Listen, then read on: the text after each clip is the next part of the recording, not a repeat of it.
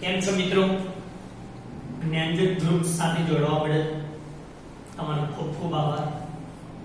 આજે મિત્રો આપણે ધોરણ 9 પ્રકરણ 2 સ્વાધ્યાય 2.4 નો દાખલા નંબર 3 જો દરેકમાં x - 1 અવયવ હોય તો k ની કિંમત શોધો. અહીં આપણે k ની કિંમત શોધવાની છે. આપણે જોઈએ છે x - 1 અવયવ છે માટે કહી શકાય, સમજો x - 1 અવયવ દરેક માટે લખવાનું x - 1 બરાબર 0 માટે x બરાબર 1. આ x ની કિંમત આ સમીકરણમાં મૂકી દેવાની. તો આપણે લખશું px એટલે p1 કરી દઈશું બરાબર 2 કૌંસમાં 1 નો ઘન વત્તા k કૌંસમાં 1 વત્તા √2. સાદુરૂપ સિમ્પલ આપવાનું છે. 1 નો ઘન તો મિત્રો 1 જ થાય. 2 k અને 1 ને ગુણીએ તો k વત્તા √2 થઈ ગયું બરાબર. હવે મિત્રો આનો અવયવ છે તો આના બરાબર આપણે લખી દેવાના 0. આને આપણે પેલી બાજુ મૂકી દઈશું. k બરાબર પેલી બાજુ મૂકશું તો માઈનસ a માઈનસ √2 થઈ જશે, રાઈટ? માઈનસ કોમન કાઢવું હોય તો બી ચાલશે, નહીં કાઢો તો બી ચાલશે. માટે k બરાબર માઈનસ કૌંસમાં 2 પ્લસ √2. આનો જવાબ એકદમ સરળ દાખલો છે બેટા. ચલો અહીંયા આવી જઈએ. આ પણ પદાવલીનો એક અવયવ x - 1 છે તો આપણે તરત લખશું.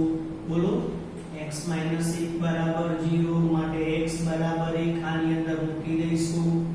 p1 બરાબર k કૌંસમાં 1 નો વર્ગ ઓછા √2 ગુણ્યા x એટલે 1 વત્તા 1. સમજાય છે? જોઈ લો x વર્ગ તો 1 નો વર્ગ x એટલે 1 તો 1 અને આ પદાવલીનો અવયવ છે તો એના બરાબર 0 લખશું બરાબર. k ને 1 વડે ગુણીએ તો 1 ના 1 જવાબ. 1 નો વર્ગ 1 છે એટલે k ઓછા વર્ગમૂળ 2 ગુણ્યા એટલે વર્ગમૂળ 2 વત્તા 1 બરાબર 0. હવે આને આપણે પેલી બાજુ લઈ જઈશું માટે k બરાબર √2 માઈનસ છે તો અહીંયા પ્લસ થઈ જશે. 1 પ્લસ છે તો માઈનસ થઈ જશે. કમ્પ્લીટ. આનો એક ચોથો દાખલો છે એ પણ આપણે જોઈ લઈશું બેટા. ચોથો દાખલાની અંદર px બરાબર kx² માઈનસ 3x વત્તા k છે. તો k ની કિંમત શોધો. ચલો x - 1 બરાબર 0 એ તો તમને સમજ પડી જશે. તો આપણે લખશું x - 1 બરાબર 0 માટે x બરાબર 1. આ મૂલ્ય આ સમીકરણમાં મૂકી દઈશું તો p1 બરાબર k કૌંસમાં 1 નો વર્ગ ઓછા 3 કૌંસમાં 1 વત્તા k બરાબર 0.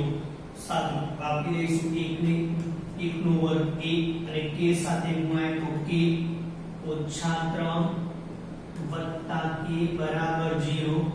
k અને k નો મતલબ 2k થશે. ઋણ 3 આમ જાય તો પ્લસ થઈ જશે માટે k બરાબર 3 ના છેદમાં 2. બહુ સરળ દાખલાઓ છે. જવાબને આપણે સરસ મજાના બોક્સમાં પેક કરી દઈશું એટલે પરીક્ષકને જોવાની પણ સમજ પડી જાય. બહુ સરળ દાખલાઓ છે બેટા.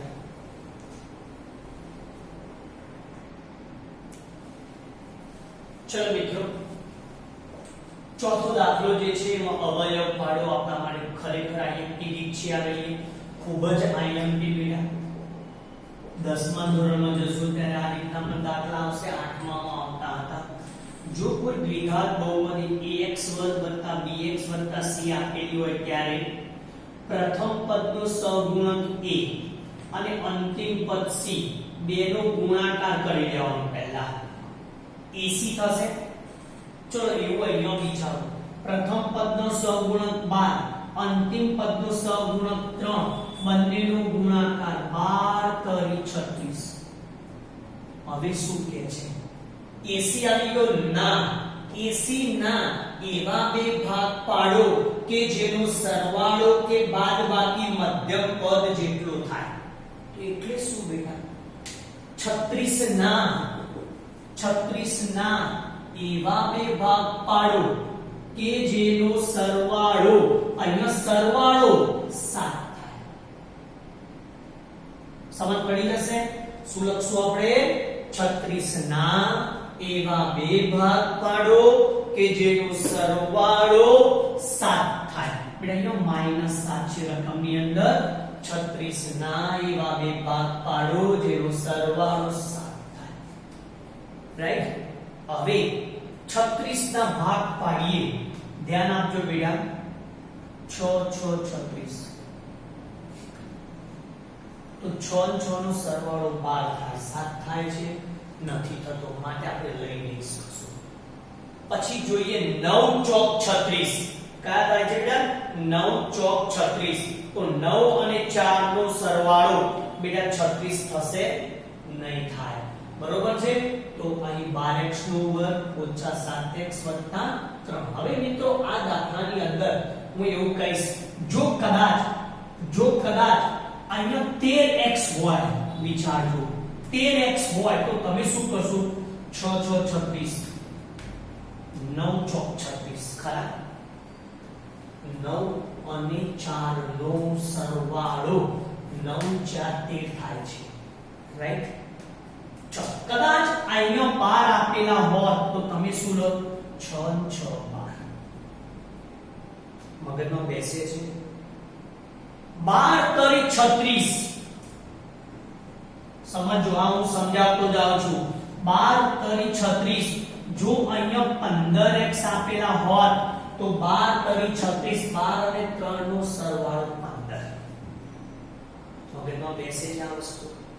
તો અહીંયા આપણે વાત કરવી છે, કદાચ વિચારીએ કે અહીંયા -15 છે, અહીંયા 3 છે. શું કરશું? 12 અને 3 ના ગુણાકાર કરીએ તો બેટા 36 થશે. 36 ના એવા બે ભાગ પાડો કે જેનો સરવાળો 15 થાય. હવે આપણે 36 ના ભાગ 6 6 36, 9 ચોક 36, 12 તરી 36. આમાંથી કોનો સરવાળો 15 થશે? આ બેનો સરવાળો 12. 9 ને 4 13 થાય છે સરવાળો.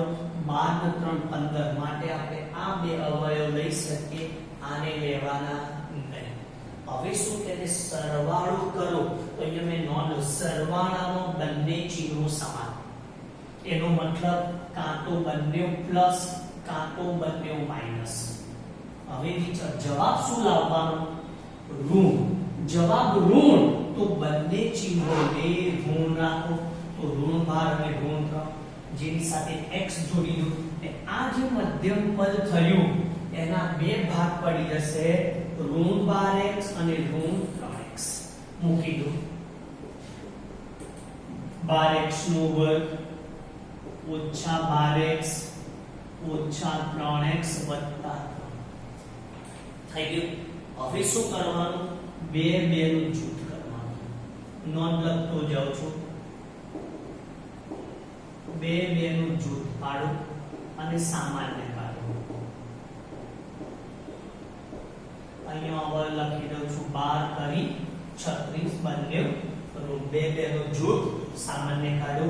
આમાંથી સામાન્ય 12x, આમાંથી વધશે x - 1, આમાંથી સામાન્ય -3. આનું ચિહ્ન લેવાનું -3, અંદર x અને અહીંયા બાદનું ચિહ્ન બેટા અંદરનું ચિહ્ન આપણે બદલી દઈશું. માટે શું બની જશે? x - 1 અને અહીંથી લઈશું 12x - 3. તો આના અવયવ આવા પડે. રાઈટ? આ આપણે એક્સ્ટ્રા એક દાખલો કર્યો છે જે આપણે આની સાથે સમજ માટે છે. હવે આપણે સ્વાધ્યાય 2.4 નો દાખલા નંબર 4 નો આપણે પહેલો દાખલો જોઈ લઈશું. ચલો મિત્રો, આ દાખલામાં તમે વિચારો. ચલો, કોનો અહીંયા ગુણાકાર કરશો? પહેલા પદના સહગુણકનો અંતિમ પદનો ગુણાકાર 12 એકા 12 નો કરી દઈશું. હવે શું કરશું? એના બે ભાગ. તો બોલશું શું? અહીંયા 12 ના એવા બે ભાગ પાડો જેનો સરવાળો 7 થાય. તો આપણને ખબર છે 4 તરી 12. રાઈટ?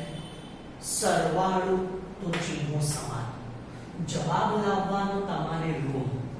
જવાબ લાવવાનો છે તમારે ઋણ. માટે બંને ઋણ.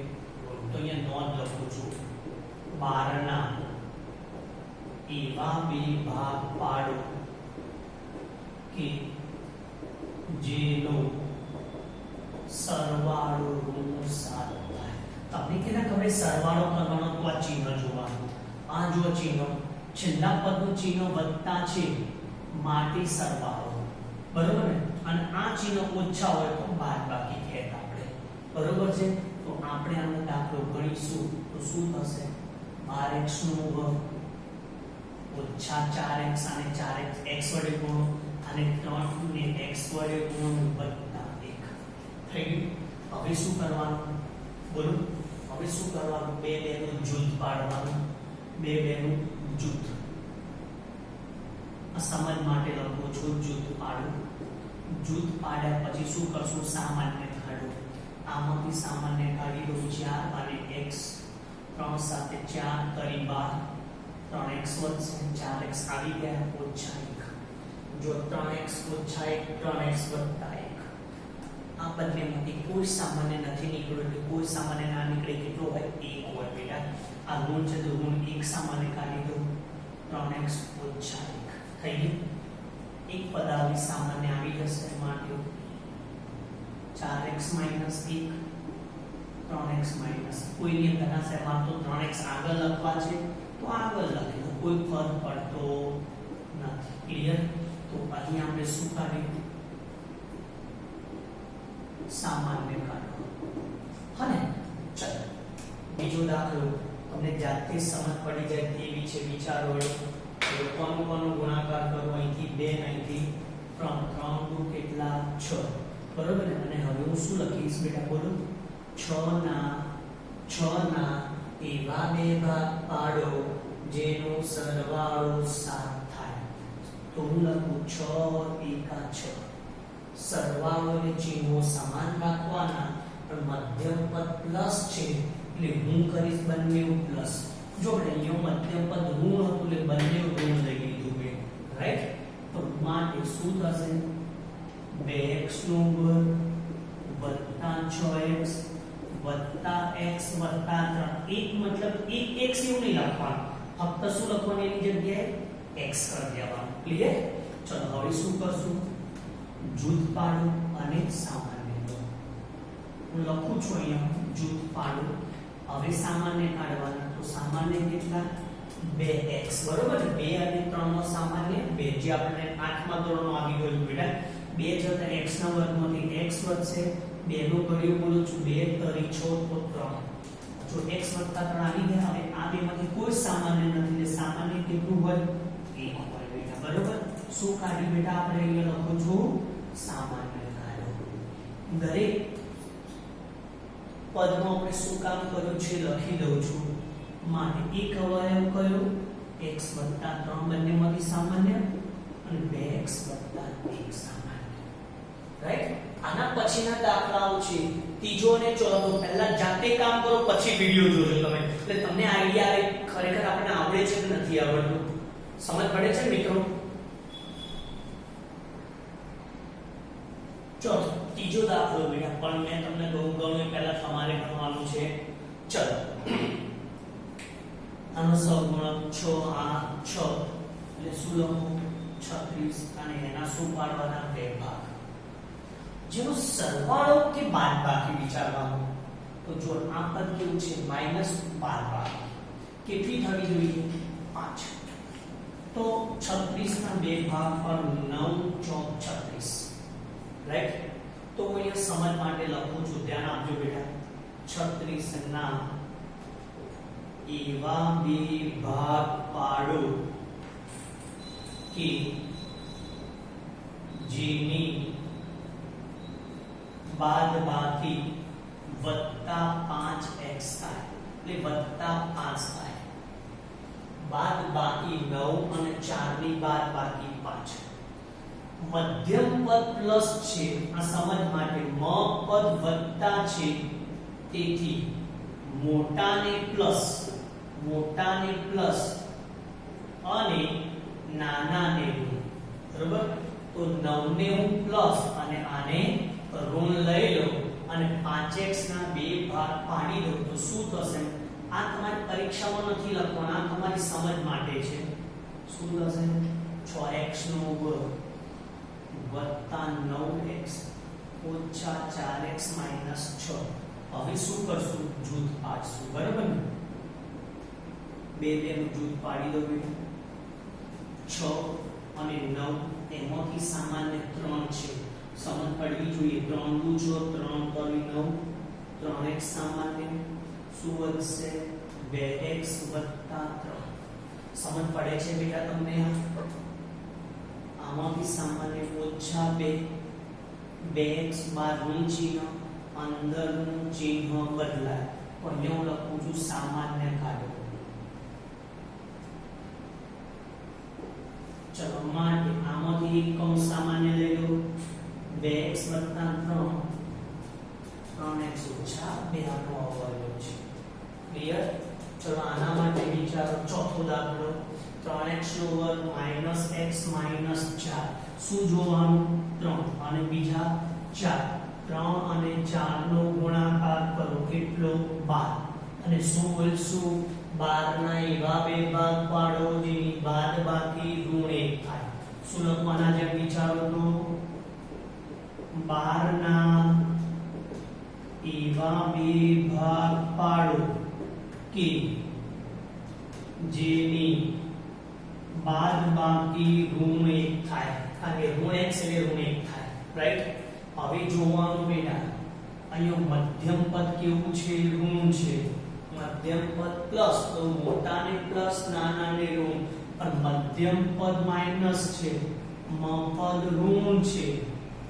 તેથી શું લખશું? મોટાને ઋણ અને નાનાને ધન. ચલો 12 ના ભાગ પાડીએ. જવાબ ઋણ 1 લાવવાનો. 4 તરી 12 થઈ ગયું. બાદબાકીમાં ચિહ્નો કેવા રાખવાના? અલગ અલગ. બરોબર ને? બાદબાકીમાં ચિહ્નો કેવા રાખવાના? અલગ અલગ. તો આ તો પણ અલગ અલગ છે. પણ આ બંનેની બાદબાકી કરીએ તો વત્તા 1 આવે. જવાબ લાવવાનો ઓછા 1. માટે આને ઋણ આને પ્લસ. થઈ ગયું? તો આના બે ભાગ પડે માઈનસ 4x અને 3x. થઈ ગયું? માઈનસ x માટે શું લખવું? 3x નો વર્ગ માઈનસ 4x વત્તા 3x ઓછા 4. બે નું જૂથ પાડી દો. બરોબર ને? અહીંયા લખો તો લખીશ જૂથ પાડો. રાઈટ? આમાંથી સામાન્ય x શું વધશે? 3x minus 4. આ બે માંથી કોઈ સામાન્ય નથી એટલે વત્તા 1 3x માઈનસ 4. શું કર્યું કહેવાય બેટા? ને સામાન્ય કાઢ. તમને દરેક સ્ટેપ સમજ પડે માટે હું બધી નોંધ લખતો જાઉં છું. x કૌંસ સામાન્ય આવી ગયો. લખી લો x વત્તા 1. આ એના અવયવો થશે. ક્લિયર મિત્રો? તો આવા બીજા દાખલાની પ્રેક્ટિસ કરજો. પ્રેક્ટિસ વર્કમાંથી તો સારી રીતે સમજ પડશે. ફરી યાદ રખાવું. બાદબાકી ચિહ્નો અલગ અલગ, સરવાળો ચિહ્નો સમાન. શું યાદ રાખશું? નોટ લખું ફરી એક વખતે.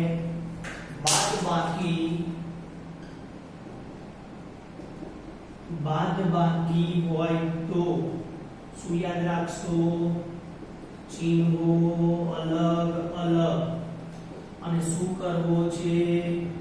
સરવાળો હોય તો ચિહ્નો કેવા રાખવાના? સમાન. ક્લિયર મિત્રો? તો આને આપણે અહીં સુધી રાખીશું. આને લગતા જે કોઈ દાખલા હોય તમારે પ્રેક્ટિસ વર્કમાંથી જોવાના કે સ્વાધ્યાય પોથીમાંથી જોવાના અને ગણવાના છે મિત્રો. આની વધુને વધુ પ્રેક્ટિસ કરજો. કારણ પ્રેક્ટિસ મેક્સ અ મેન પરફેક્ટ. ઓકે મિત્રો, અહીં સુધી રાખું છું. મને જરૂર આશા છે કે તમને મારા વિડિયો ગમતા હશે અને તમે જરૂર તમારા મિત્રોને તમે શેર કરતા હશો એવી એક આશા રાખું છું મિત્રો. જ્ઞાનજટ સાથે જોડાવા બદલ મિત્રો તમારો ખૂબ ખૂબ આભાર મિત્રો. ઓકે મિત્રો, અહીં સુધી રાખીએ છીએ.